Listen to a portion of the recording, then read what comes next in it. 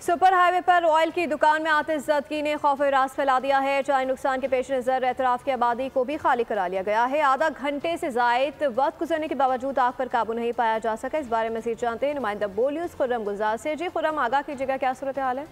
मौजूद हूँ super highway Jamali पुल के करीब और आप मेरे अकब में देख सकते हैं इंतहाई खौफनाक आग लगी है। ऑयल की दुकान बताई जा रही है ये जहाँ पर आग लगी है। आग लगे हुए तकरीबन आधे घंटे से ज़ायद का वक्त गुजर चुका है। साहब हमारे साथ मौजूद है, कैसे आग लगी, क्या हुआ? ये पता नहीं, अंदर किसी चीज़ से लग गया होगा, लेकिन आग तकरीबन घंटा पौने घंटा हो गया है। फ़ोन किया था, बोले अभी आ रहे अभी तकरीबन कितना टाइम लगाया। अगर इतना नुकसान नहीं होता था, अगर दुकान खुली हुई थी बंद थी? खुली हाँ, बंद देता है दुकान में।